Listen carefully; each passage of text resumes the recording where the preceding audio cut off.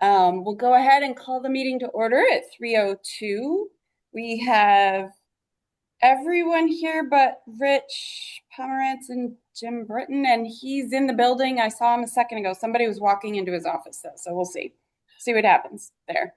So, What could possibly go wrong? yeah, right. It's been just a crazy stream of people in his office lately. So did everyone have a chance to take a look at the minutes? Yeah.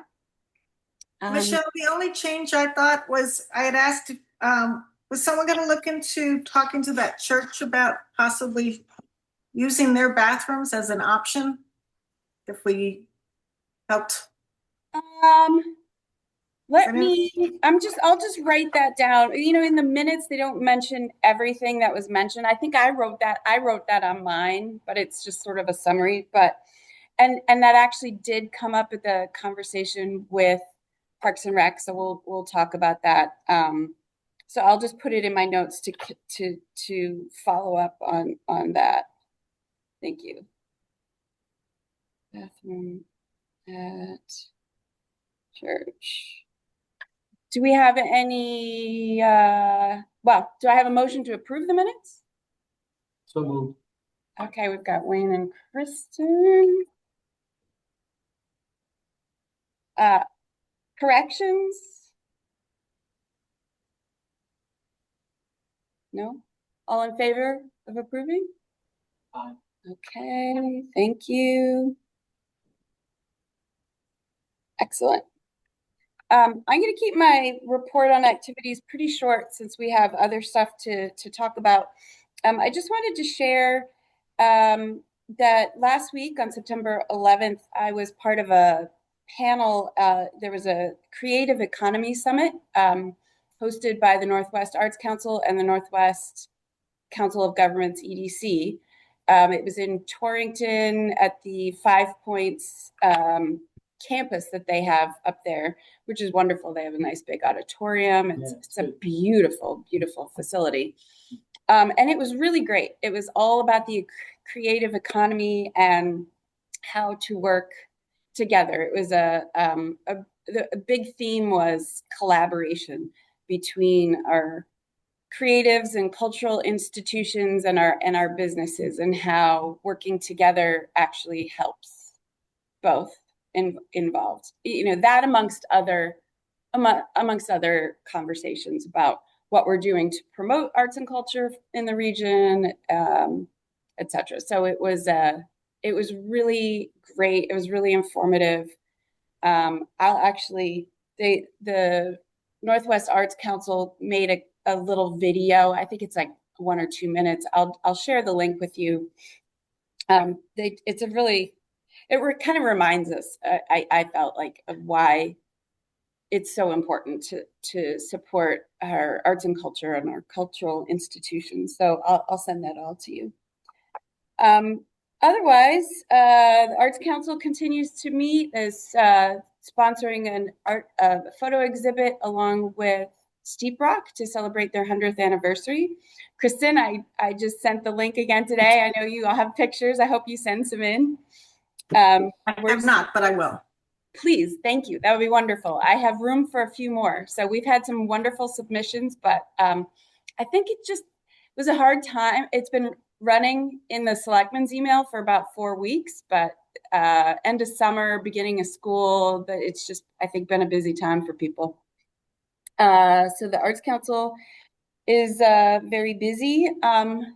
Shout out to Pels Matthews, who visited the EDC, was it last month or the month before, to talk about housing, and then last week was at the Housing Commission to answer a whole bunch of questions about short-term rentals and the rental market here in town. And it was really informative. So I appreciate the time that he took for that. And it was an interesting conversation. And the Housing Commission, well, I will be at the Affordable Housing Summit up in Sharon. It's for the whole Northwest corner at the end of the month. And it's a time where there's actually some workshops.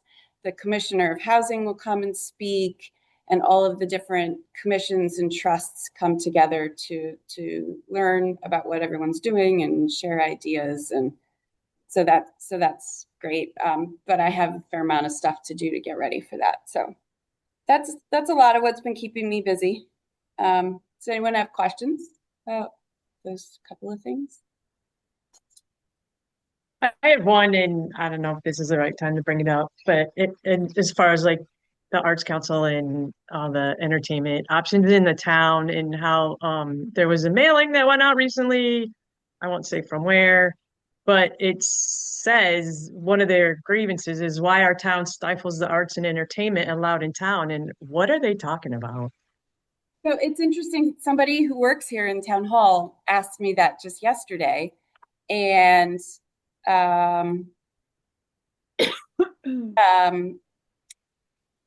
I think that I did not receive that mailing, but I've heard about it, and I believe they must be talking about zoning and some of the issues we've had with zoning for cultural places. Whether it's Spring Hill, and there was one other that I thought of, because I get it. yeah, I get it. because That's actually, okay, Yeah. that's a legitimate beef. yeah, I mean, I No, it's like I- if we're supposed to be supporting the arts and arts presenters are being denied the opportunity to present arts events because of also Trent Town Commission, then that's something that's worthy of discussion.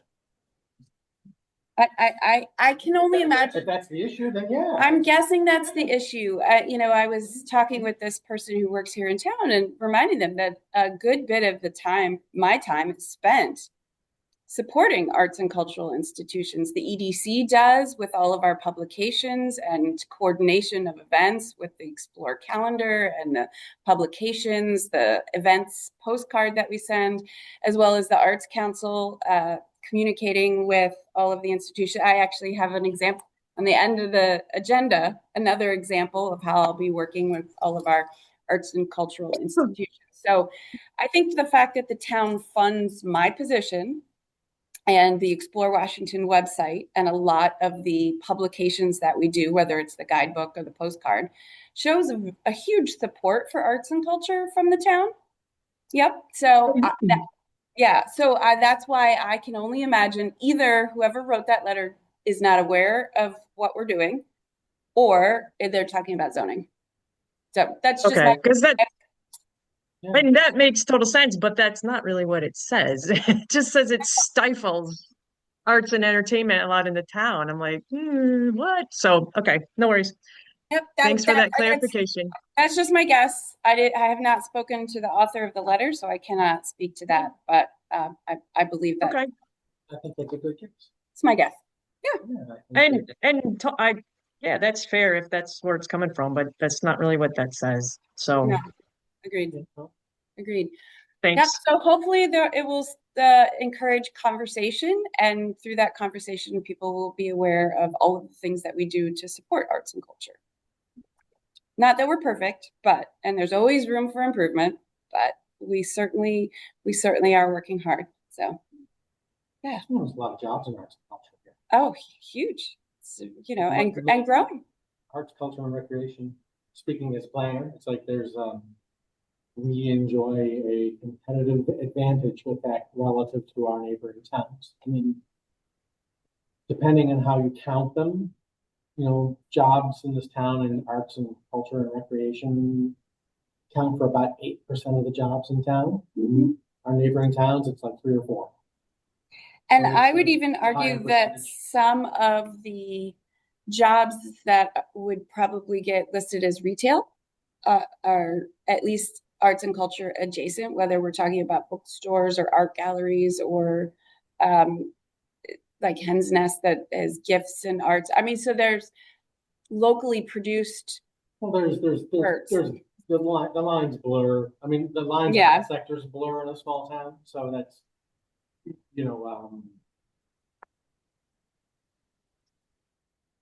like a retail store that hosts the poetry slam every month.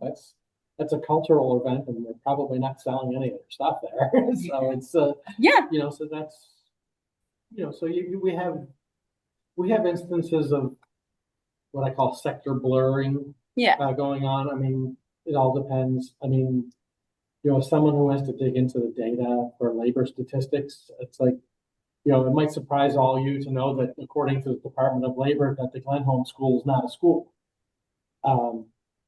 Even though we all know it's a school and kids get educated there and they get diplomas and everything, but according to the Department of Labor, the Glenholm School is a healthcare facility. and it's one of our largest employers. It is our largest private employer in town. I was going to say Region 12. Region 12 is the largest employer in town. Second largest is the Glenholm. Yeah. So reinforcing our notion that education is our number one industry in business. But I'm saying is that for planning purposes, we consider Glenholm school. Oh, sure. Absolutely. Even though the labor department does. Right. All right. Thank you. Thanks for bringing that up. Hopefully we'll have an opportunity to talk about that in the future. All right. If there are no further questions, we'll go on the agenda, old business, the Nick Platt meeting with Parks and Rec. And I am going to go ahead and share my screen so that we just have the little handout that I put together to sort of guide our conversation. I first want to thank Wayne and Liz and Jim for coming to that meeting. That was really helpful. And it was an interesting conversation. There's another woman in town who has approached Parks and Rec about enhancements to the Nick Platt Park for the purposes of using it as a park. She's local and frequents it with her children, and so was looking at walking paths and plantings and other enhancements, possibly playground enhancements, things like that. So I thought the concept of putting in a small bathroom actually complemented that very well. There was question at the commission about whether the impetus for the bathroom was for the businesses or for the locals. And even though I think the conversation came to us from the businesses in New Preston, it clearly would benefit any local people using the park. So I don't see those as mutually exclusive, but that was somehow seemed to be I don't know if it was a concern as much as sort of a question about like priorities and the initiative. So I'm just a couple of things. The commission, the Parks and Rec Commission, was also very concerned that we engage with the community, which was right here on the presentation that I gave, that we would need to talk with the community, the neighboring property owners, the church and the housing trust as well. So that would clearly be part of the conversation. I think one of the challenges we're trying to figure out is, which things to do first. We've spoken with Parks and Rec now, and I would love to go ahead and have a community conversation. So we'll just kind of wait for the go ahead on that. I think, let's see. So just to show a little bit, the handout that I gave had the map of the Nick Platt Park, which is 2.67 acres. And that's still have a hard time believing it. I know, isn't that crazy? That's what the assessor's maps say. I have to believe it's true. There is the plot of land right there on the septic suitability. So it's got both high and low potential. So I think, only perk tests will tell. But thankfully, where there's some really high potential is in the parking lot, which is obviously close to where a bathroom would be desired so that it can be accessible, right? Because if we put a bathroom way in the back, we would have to put in a path to make it accessible back there. So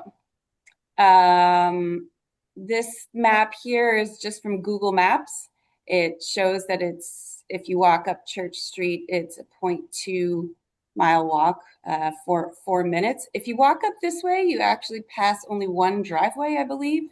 So it's And there's a sidewalk. and there's a sidewalk. So it's not going through a huge residential part of the neighborhood. It's on the back.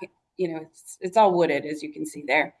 And this was the picture of the playground that Google Maps actually had. So if you haven't been up there, it's not very big, but it's cute. It's in good condition. It's a nice little playground. I included just this as a sample plan. There's this company called Public Restroom Company. It's very original. Cheap and advertising. Yeah, right.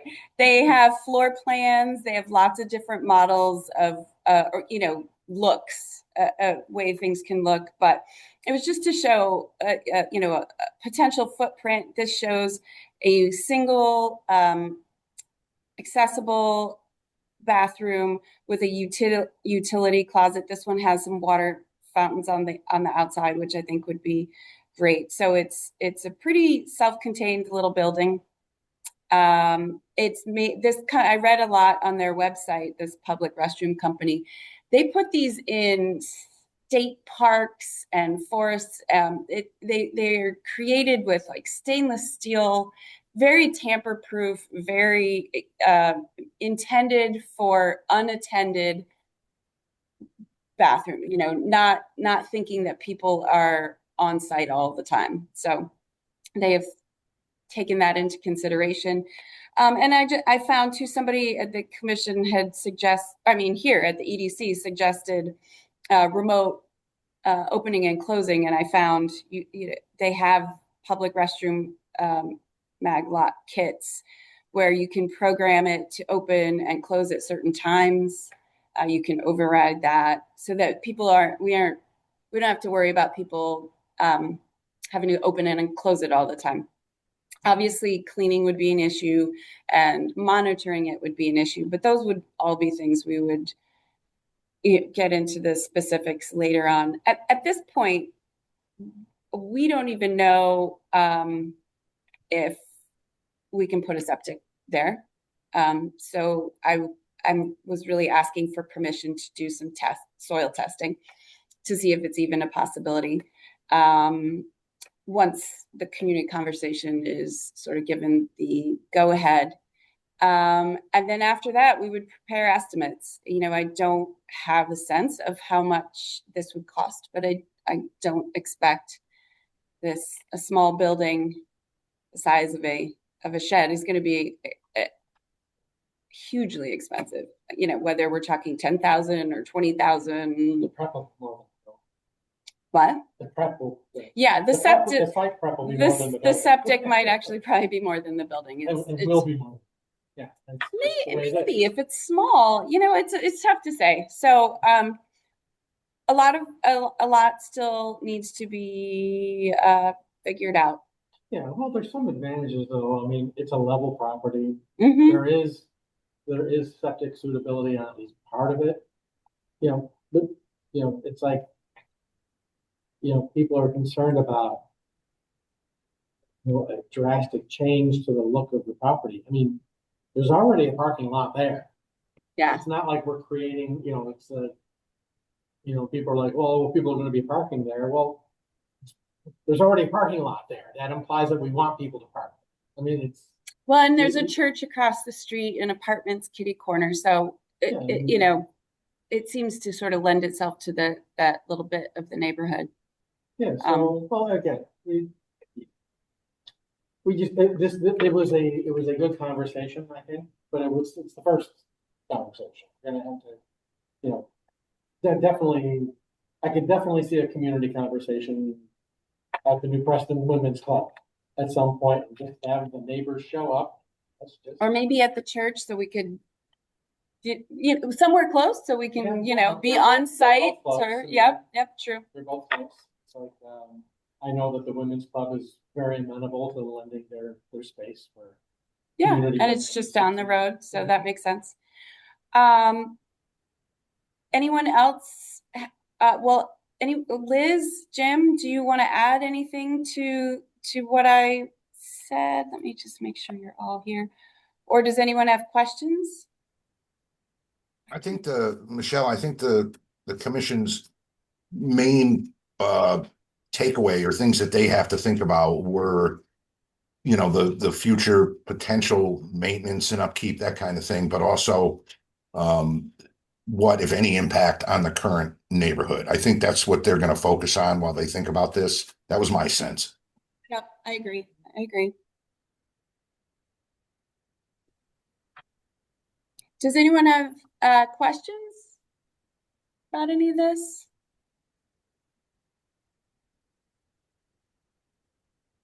No? No. Let me Oh, stop. wait, sorry, I did have one. Where would the charging station go then? Just in the back It's of the parking lot or? it's already intended. It's actually sort of the middle of the parking lot. There is a pole with the electricity that is required Oh, right mhm. there at the parking lot. So shoot, of course. Uh, My timing is always that excellent. that's okay. That's okay. Let me just. It'll be kind of hard to see, but Yeah, you can see it. It's right there. so so first of all, for anyone who's ever gone to the assessor's maps, it does not line up perfectly with Google Maps. So this is the road, even though here is the picture of the road. And I believe the telephone pole, the pole with the electricity is right here, right in the middle. So there's entrances and exits on either side that it would go right here with Smack in the middle. of like the parking lot. a double so you can charge on either side Yeah, of it. there's even a transformer on Yeah, well, that was That's- required. Yeah, Yeah, that was what it's- we needed it. I mean, for this to the work. Eversource, it's like, just, on a ranking of 1 to 5, 5 being, yes, let's do it. This is a 5 for that. It's out in the open. There's already a parking lot there. There's a transformer on it. It's like, Yep. if you're Eversource, it doesn't get any better. Well, and when we walked around with the engineer from Eversource, that was part of the criteria. The criteria for the grant was town owned and the proper electricity with the transform. Couldn't just be any old pole. It had to have enough juice going to it. Yeah. That's my super technical terms. And those grants were approved. So which was close to $20,000 per. So that's a nice perk and infrastructure. And I've actually had, I'm going to stop the share, not to get us too far off topic, but the EV charger in the depot is currently not working. And I've had, in the last 2 weeks, sort of randomly, 3 different people talk to me about that. Why does Washington not have any EV charging? If you're planning your trip, one of these was a friend of mine who lives down closer to the city and was up here visiting his mom, who doesn't have an electric car, and he needs to plug in. And the only place to do that is in South New Milford, closest one to here. So, in order for economic development, in order to put us on the map of coming to the northwest corner, people need to know that they can travel to here and not get stuck here. So, And the one at the gun doesn't count. Like, is that just theirs? I think it's just theirs. I don't know that it shows up on the Right. public maps. Yeah, there's a Tesla one at the Mayflower too. That's just for It's just for guests them. and Tesla owners, I think. Yeah. I mean, not to say that if I don't know how they monitor the one up at the Frederick Gun School, but I just knowing that their safety, they're not going to want strangers on campus with the students, all times of day. Sure. Would they kick somebody off in the summer on a Saturday? I don't know, but I guess I should find out. I do want to make sure we fix the one here in the depot, though, because that's the one with the most visibility. And it shows up on some of the charging maps, although it's finally starting to show up as not working. But the lights are on, so it's confusing. And so, I need to follow up with that because it was very regularly used before we had the software issues. And it's now been on the fritz in and out for over a year because we had to switch companies and then something happened and I'm not really sure where that is. Yeah, I think they're having issues with upgrading the technology on it. It's, the technology in those things tends to advance faster than you can keep up with it. Well, they found a company that could work with what was there, but then when I last talked to the business office, they were having issues with that company, like hooking in with the bank. They had to set up the charging component and nobody was responding to their emails or their requests. So has that company now gone out of business? I don't know. I'll need to follow up. I thought we were on track for that to be working. There was actually a different grant opportunity, which Jay Hubble Bank and I met with the people, and I forget, it was not Eversource, it was through Pura maybe or something, but they may have closed. I didn't realize that the one in the depot wasn't working at that time, so I might have been able to jump on that. Well, So Eversource is going to put one in the depot. Oh, right? well, over at Titus, yeah, which is good, which is great. It's wonderful. It's very walkable, a lot of space there, but the one right there in the middle is just such good visibility. But yeah, I know you're right, though. The one that's going back in the municipal lot in Titus will put us back on the map. Right, and plus, once those are up and running, they'll pop up on everybody's app. Right. I mean, so, when someone's looking for a charge, yeah, they'd love it if it was in the plaza, but if they see there's one back in the ties, they'll go over there to charge it. Yeah, they will. It's like, when you need a charge, you need a charge. And they'll, yeah, their screen in their car will direct them to it. Yes. Yeah. Which is great. So, yeah, so maybe once that's installed, the one in the depot won't be such an issue. But if it is, I feel like we should then remove it because it's confusing and frustrating because the lights are on and it looks like it works, but it doesn't. So if we're not going to fix it, then I think we probably should just take it out. But I'll follow up on that. More to come on that. Any other questions? That was a great question, Robin. No. All right. Well, moving on, I'll keep you posted, obviously, on where we go next with the Nick Platt and whether we get to have that community conversation. Harvest Fest, October 12th, 2 to 5. That's a Sunday. I think. Is it 2 to 5 or 12 to 5? Oh, sorry, 12 to. Oh, yes, I mistyped that. It is 12 to 5. Thank you for catching that. I think because it was next to a 12, I just, my eyes fixed it for me. So it is the Sunday of the holiday weekend, as it always is. And I feel like, did I have in my notes? We've already, yes, Trisha and Rich said they could help staff the table, which is wonderful. I don't really have anything new unless somebody else has something they want to share. Arts Council's all fired up, ready to decorate and communicate and make their mojitos. So, and we usually we share a tent with them, which makes our job easier. So as one person, because there will be some Arts Council people there as well, and we just let people know what we do and collect emails. I don't actually have any of our last newsletter. They all got handed out. I forgot to save some for this, so we're down to almost no guide. I have like 2 guidebooks in my office that I've been saving for samples. So I think collecting emails is pretty much what we'll be doing. I don't have a lot of handouts. I have a few little cards of the Explore cards that we can put on the table. So Michelle, yes? if we had a question, and I don't know if anybody agrees with me in this, if we had a bowl where somebody could put in, if you could see any business you wanted in town, what kind of business would you want to see? I'd just be curious to see what people think our town is missing. And then as an EDC, maybe address it somehow I love that idea. I love that. That's great, Yeah. Kristen.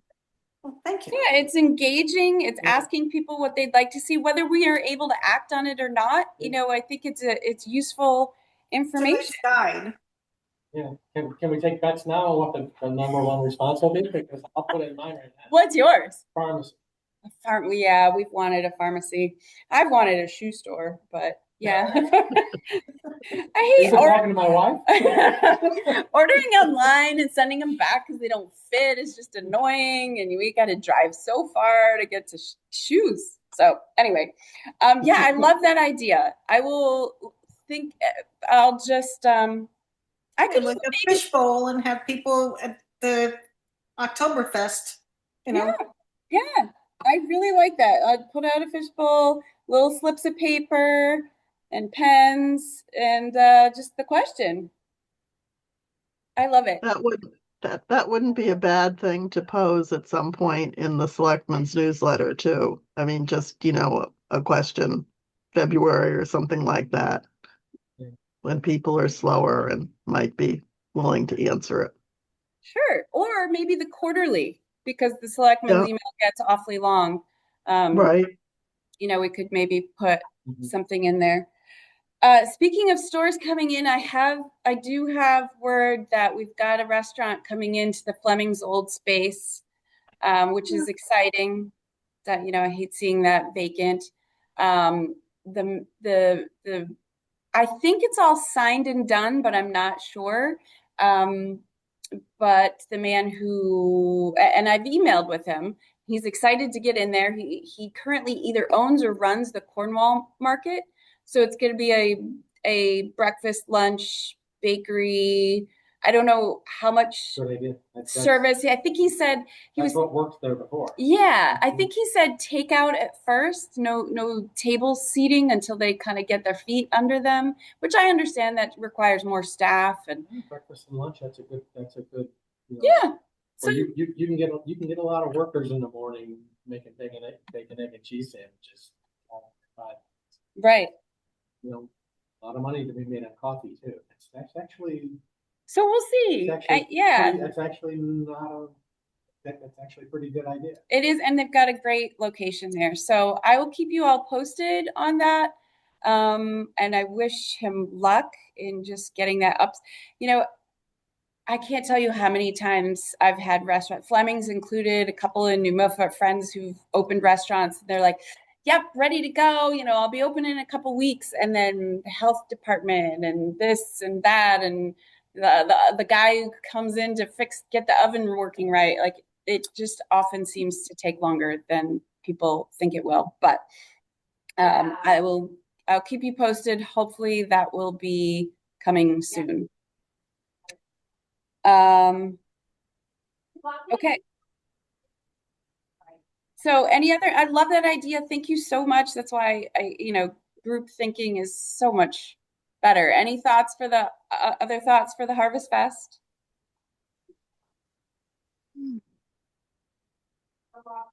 Well, if you think of something, feel free to email me, but I love this new edition. I think that's really fun, and hopefully people will engage with that. All right, we'll just go ahead and move on to new business. I just wanted to bring this to your attention. This is all just starting to get underway, but the 250th anniversary birth of our nation is next year. So America's 250. And each town was asked to designate somebody as the contact for that, and I was designated. So did you miss the meeting? I know. I was voluntold. No, I was asked. But I was actually happy to do it because I feel that it overlaps with a lot of what I do. So, but I didn't bring it up before because I'm still learning. I've been to one group Zoom for the whole state. And then it was actually, they had a presenter at the Creative Economy Summit last week. So that helped me understand a little bit. So I'm just going to share a little bit because I want you all to be familiar with this and just thinking. So there's a proclamation that the selectmen are going to need to approve. I haven't even given it to them yet to approve. I had to fill in all the blanks where it says Washington, but it's got all the whereas, founded in, and blah blah blah. But one of the missions, it says whereas the commission, and this is the Connecticut's commission, semi-quincentennial, it's a mouthful, commission. So the commission will enhance tourism, economic development, historic and civic education, historic preservation, and outdoor recreation within the state. So, and they have this really great planning guide. They have a wonderful website. You can go to it. It is ct250.org, pretty straightforward. And they have 4 guiding principles or guiding values that they're trying to promote. And it's tell inclusive stories, power of place, doing history, and for the common good. And there is grant money available through the Department of Humanities. And what I'm sort of envisioning is, my goal was to reach out and talk to all of our different cultural institutions and have them start thinking about something that they might do during next year, sometime during the year, to tie in to the Declaration of Independence, or what Washington's role was in that, or at that time period, or something like that. I've already spoken with the Connecticut Theater Exchange, both Tracy and Kent. Well, they were both on the Arts Council. Kent is now on the regional one, but they're going to do the reading, What the Constitution Means to Me. They put that reading on at Judy Black Park last year, and it was sold out. So they want to run it again, and they're going to be doing that during Restaurant Week in April. So that's fantastic. I spoke with Ron Cassingue of the Washington Friends of Music, considering making one of their already existing concerts with sort of an American theme, whether that's, Copeland music. That would be really beautiful, or something historic along those lines. They may not, but they loved the idea. A couple of other theater people have talked about historic readings. I'm meeting with Audra and Amy up at the library and museum. I'm hoping that the museum is already on this, and might have either a special exhibit or something that we can do. It was brought up at the Arts Council that, we are Washington and we celebrate President's birthday, that holiday weekend in February. And maybe there's something that we could do, whether it's a reading or an reenactment or something to sort of commemorate that. So power of place and doing history. These are all, I think that we could really put together a nice little calendar of events. And if we have something in particular that we would like to put there, they have an events. This could be a map or a calendar for the whole state, so we can put our events there. They shared a couple of things that are happening around the country, which I thought were pretty straightforward, but also easy to produce. On July 4th at a certain time, I forget what time.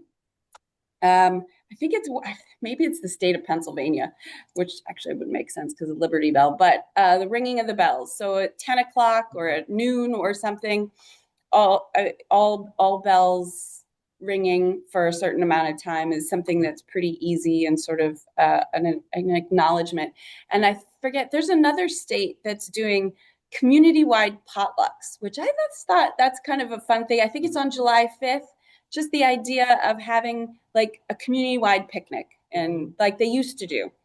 So that's community coming together. It's another sort of not heavy lift way to do something. I was thinking about this, they rang the Liberty Bell 50 years ago. But what I mean, ring it. They basically just took a little hammer next to it and just tapped it. Oh, right? So they didn't break it? Yeah, because you can't ring it anymore. Yeah. But you can strike it softly in here, and they just amplified it. So That's probably what they have planned Yeah, in Philadelphia. yeah. They're gonna ring the Liberty Bell. Mm-hmm. That's great. So yeah, so we're just very early planning stages, but I want to plant the seed now because it's going to be here before we know it. And as we all know, the lead up time for event, it takes planning and thought. So what? Well, 4th of July is on a Saturday. Okay. I also know, I believe it is the 100th anniversary of the fire department. So they're already have been planning like big parade, maybe a ball or something. So maybe there's a way to tie into that. At some point I'll visit with Parks and Rec to see if there's something that they want to do, whether it's a concert or it's a parade.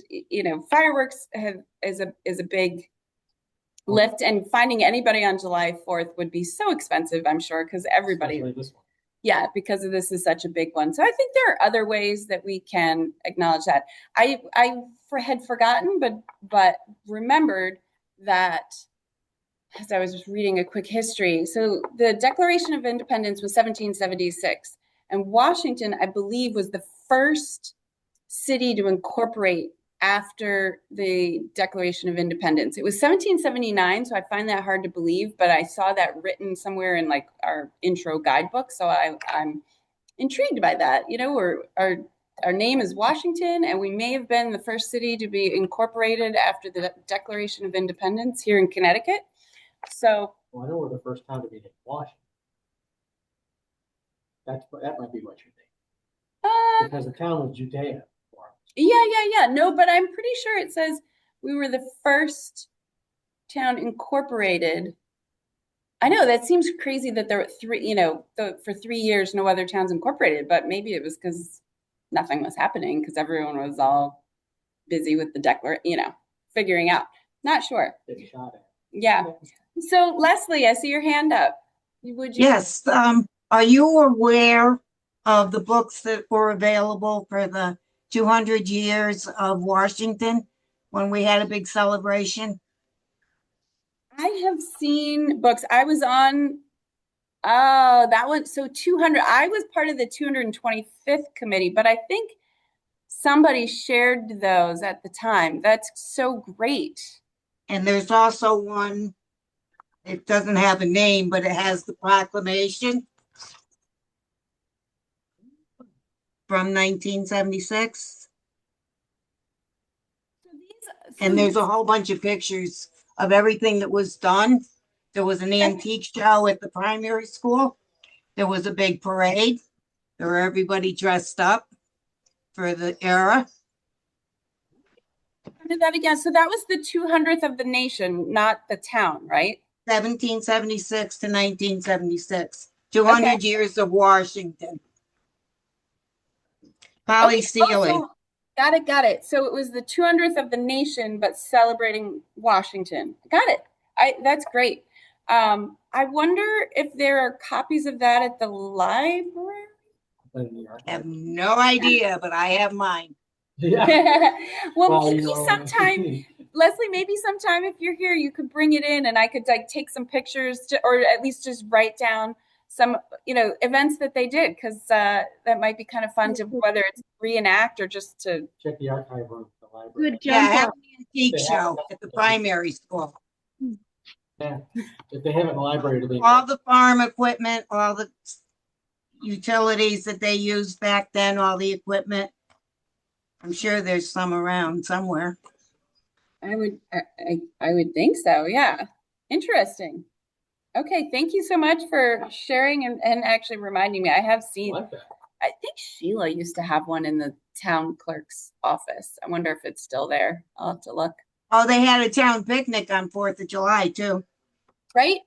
And that's that sort of potluck kind of thing, or maybe, if Parks and Rec gets a band and we do sort of a community-wide picnic potluck, that could be really fun, whether it's on the 4th or the 5th. The 4th, if it's a Saturday, that's pretty. Can you see the parade? The birthday cake? Oh my gosh, I do. That's great. Oh, we got it. So this is a great book. This was also with different photographers. Okay. Colin Check, Joan Talbot, Natalie Dyer. This was all a book that they all put together. The costumes. So So I saw at the Steep Rock picnic, I saw Martha Winkle, who still is sort of the overseer of the costumes that the Dramalight, the remains of the Dramalites costumes, which yeah, they that used used for to be this. at the town hall. Yeah, and it got moved to the basement of Club Hall, the Washington Club Hall. And so they're all down there. I've seen them, and that's where they will get suited up for the cemetery tours, the historic characters. Yeah. So I don't know how extensive it is, but she was excited to work with people to try to It's dress. very extensive because it was the Dramalites also that Yeah, I utilized don't know those. if it's all survived, because I know when they were moving it from town hall over there, they might not have had quite as much space. I'm not positive, but we'll see. She was excited to work with people to dress in period, whether it's for readings or parades or whatever that could be. So Well, if we want a band, we better get I know, right? it. Oh, true. That's true. Good point. Good point. We might have to just pipe some music in and have a potluck. Just saying, this is the only musician at the table. No, you're right. It's like scheduling horns for Easter. It's like you have brass for Easter or a cellist for Yom Kippur. Yeah, right. If my wife's a cellist and she's playing this Yom Kippur and she gets hired for the next Yom Kippur the day after Yom Kippur. I believe it. I believe She it. gets literally booked 364 days in advance. Yes. Well, that's why we need to start thinking now. It is really right around the corner. But I also want people to just, I think it would be really nice. It doesn't have to be one massive, huge event that's very expensive and costs a lot. It could be several little things, whether Make it a whole week. but also throughout the season, that a play here, a concert there, a reading here. So I'm sure the state thing, the state guide probably has some. Has some ideas. Well, I'm even thinking.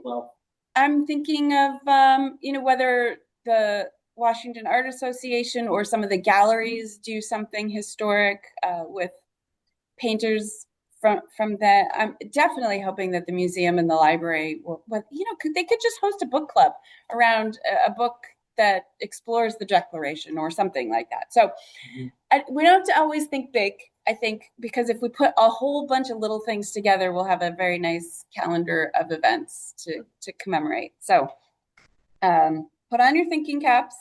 We're getting organized, and I'll keep you posted.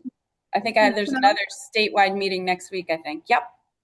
Would we consider doing one of those journals that Leslie pointed out? We certainly could consider it. We didn't really budget for it. No, we didn't. No. But you know what? Actually, if we it's next year's budget. It's a July 1 fiscal year. So if we collect the pictures throughout all of the events and then produce it at the end of the year, that we could budget for it in next year's budget. So that's a great idea. Commemorative journal or something like that. Well, I'm gonna reread 1776. Yeah. I feel like we all. It's the David McCullough book. Yeah. The whole book just talks about the whole year, everything that happened. And that would make a great, book club book, or maybe somebody wants to do a dramatic reading of pieces of it. I have no idea. I'm just throwing out the ideas. Thanks, Trisha. Though that's helped me remember to. I put a little star. I circled it on my agenda. So we'll put that in our next budget. Thankfully, these days with digital photography and book layout, we can produce something. It's easier to produce. It's just the printing costs that are expensive. So, yeah, that would be great. Maybe we can put together a little team of people for that. I try to take pictures of events that I go to document. It's just not my forte. I barely remember to bring out my camera, and half the people have left, and whatever. So I need a team. I need a team on this one. Any other thoughts or ideas on the 250th? Great. Thank you so much for sharing that. And thank you, Leslie, for sharing that. Report of the selectmen. You with us, Jim? Yeah, let's see.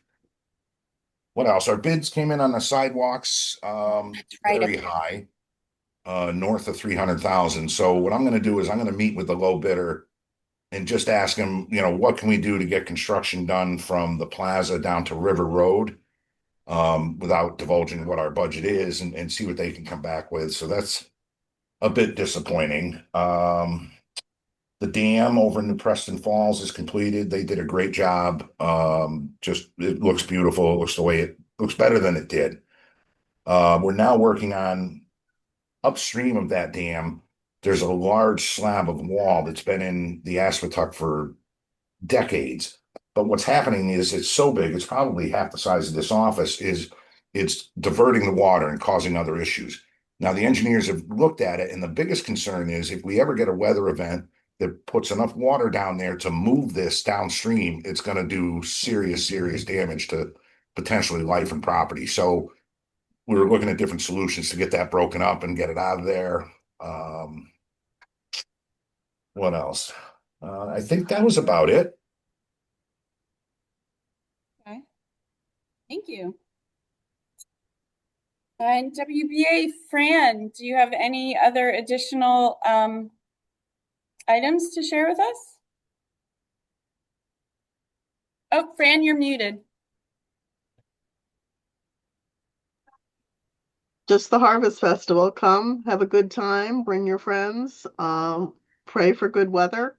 It'll go on without it, but it's always nice. And I think that's it for Great. now. You know what? That reminded me of a question for you and something that I forgot to share. So I am wondering, I believe the Gilmore Girls Fest in New Milford was last weekend. It was this past weekend, yeah. Yeah, which We saw some traffic from it. I mean, Pat said that there were some people in on Sunday who said that this one was really, really good. I mean, it seemed to stay in New Milford, and there was no contact between, as far as I know, between Washington and New Milford and any official level.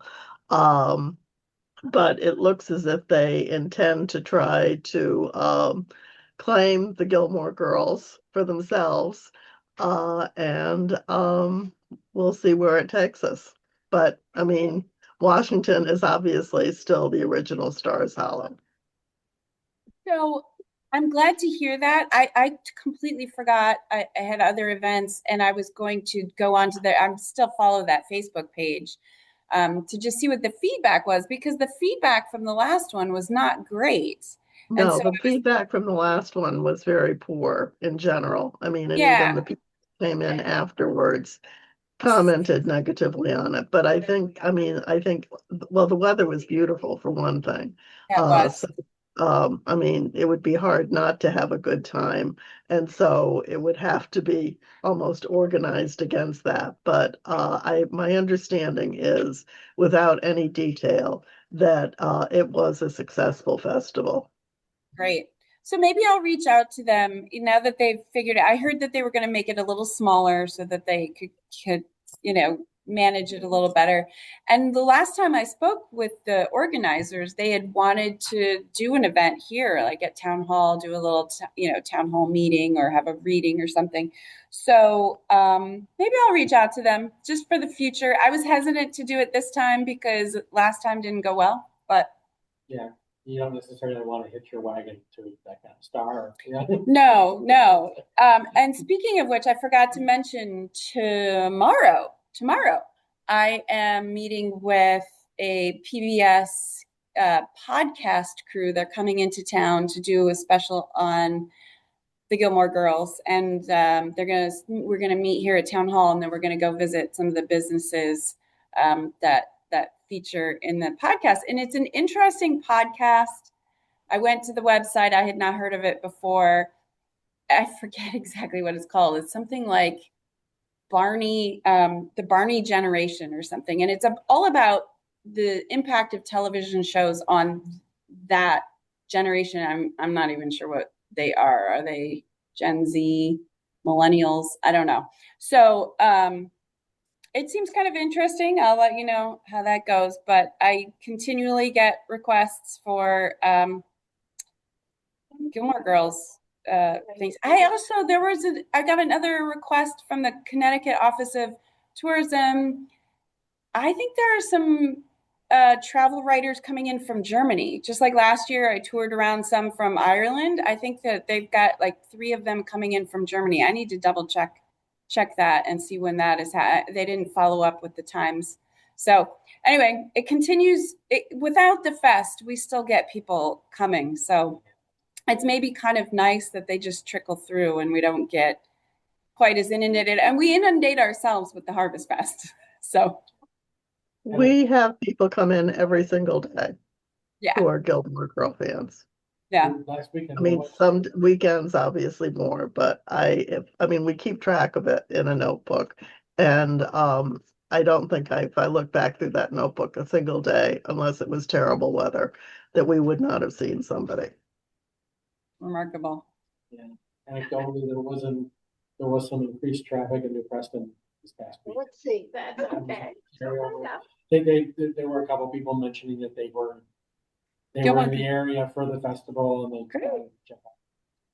Which we kind of always figured would happen. You know, they can't stand in line for autographs forever until they get antsy. So, so good. I think, you know, we're still in a good place with the Gilmore Girls for the moment. I know that forever gift. All right, that's all of the everything we had on the agenda. Are there any other comments, questions? Just a question. Yeah. The status of the guidebooks? Oh, well, I haven't heard from the WBA, which Lisa was supposed to be talking to you. she did reach out. She emailed me this week to ask where we are. So we need a minimum order of 7,000, up to 5,000 without the WBA. Last year, the WBA ordered, or last time, it was like 2.5 years ago now, the WBA ordered 3,000. And then there's one business, well, Frederick Gunn can't get an answer from their business office, their communications person. I'm thinking that's probably not going to happen. And then there was one other business that was potentially interested, and I haven't nailed that one down. So if the WBA comes through with their order, we can just go ahead. I'm pretty sure that all of the edits are completed. I have to follow back up with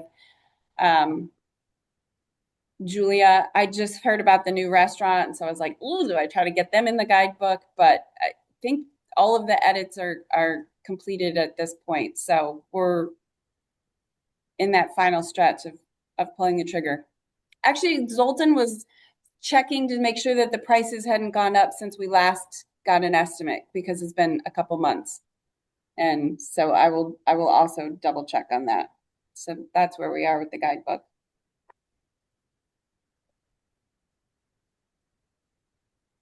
Any other questions, comments? Michelle, hi. I just wanted to apologize for showing up late. That's all right. Glad you're here. Actually, I believe now that you president. Yeah. President, I'm here. Hey. And we signed you up for everything. No, actually, look around the screen. We have everybody here at the moment for, I think this is maybe a first. So thank you all for being here. I appreciate that. A lot of business before us and some good things happening. So thank you all for your time. If I have no other questions or comments, I move we adjourn. Way to go, Wayne. A second. Okay, thank you, Kristen. Look at that, 4:01. Well done, everybody. Thank you so much. Enjoy this afternoon. Bye-bye.